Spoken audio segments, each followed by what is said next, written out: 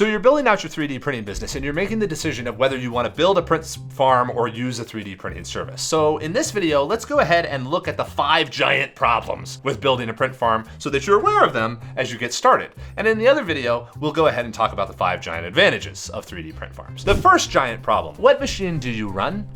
The problem with print farms is that you're generally using consumer machines, and consumer machines are great and they're cheap enough right now that if your product is profitable enough, you can purchase the machines, and as they burn out, which they will because they're a consumer device, you can replace them. And that's generally not a big deal for most 3D printing businesses, but you have to realize that as time goes by, in 5 years or so, a lot of people will have print farms with the same machines. The parts and the cost per parts will decrease, and internationalization and competition and everything else, it will commoditize to where you do not want your machine to burn out every 18 months like a consumer device.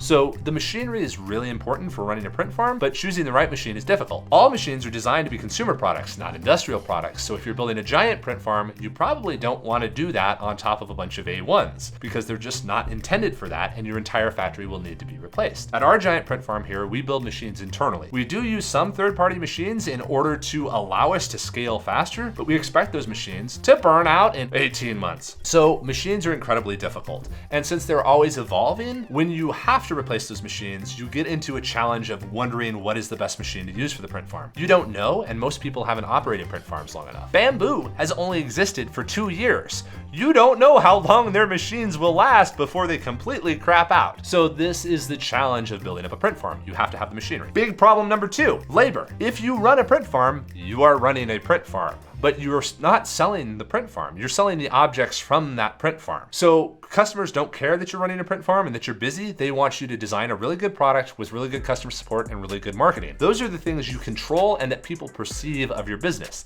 The print farm is hidden and not really useful. It can get some good views on Instagram and that kind of stuff, but anybody looking at print farm videos doesn't want to buy your 3D printed parts because they want to build their own print farm. So it is really important to make sure that the print farm is useful to you and efficient, because you are building a factory and you will have to staff it and run it over weekends and remove parts and refill machines. And refilling machines comes up with big problem number 3. Who is your supplier? Who do you buy filament from? People will say, well, I will buy from Bamboo because they have filament over there. Great. They sell out of the color that your product is. What do you do then? This is the challenge. When you're a small print farm, you can't command scale. You can't go to a manufacturer and say, hey, I need 100 spools of this specific color made. It just won't be available. It'll be sold out and you will be up a creek. Whereas using a service can put you in a position where that service is able to buy 10,000 kilograms of material so they can have that material custom batched and custom made so it's always available for you. But supply chain is really important. And by the way, white is not white is not white.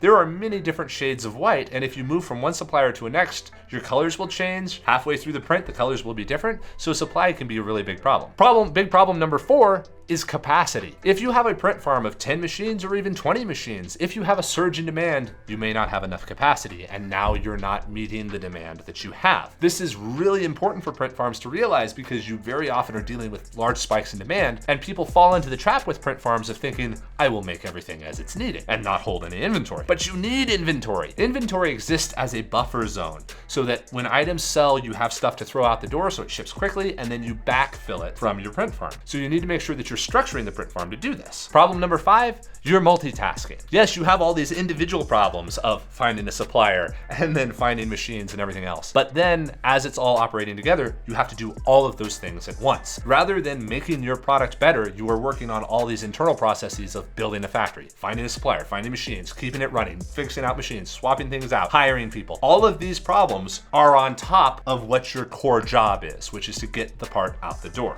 This is all doable, and it can radically increase your profits when you have that vertical integration, but you have all the problems of running a print farm in addition to what your actual business is. So when running a print farm, realize that all of these things are things you have to deal with continuously and operationally, to where sometimes it might be useful to just outsource it to somebody. Even though you're taking lower profits, it now becomes much more passive, and you can focus on things that increase the value of your product rather than trying how to make your product more efficient. You can increase the price rather than having to try to decrease your manufacturing manufacturing costs and figure out how to be more efficient with your time. This is the big challenge that people can have because it's so easy to go from one printer to 10 printers. But then once you get to 10 or 20 printers, now you kind of have a job in addition to your job that is to where it's no longer a hobby. It is something that you are required to interact with and you have to take care of and maintain and fix and move along, or else it all dies. Which, by the way, if you have a 3D printing business and you're just sick of running a print farm, I recommend checking out Teleport. You can plug it straight into your Etsy store, and then whenever you get an order, you will have 1,000 machines available to print the item and ship it straight out to your customer. And we have to deal with keeping people hired and keeping good machines on the racks and keeping the machines refilled and the right color consistent. All of that is on us so that you can focus on making great products. And now I recommend going over to our other video and talk about all the ways that having an internal print farm is great.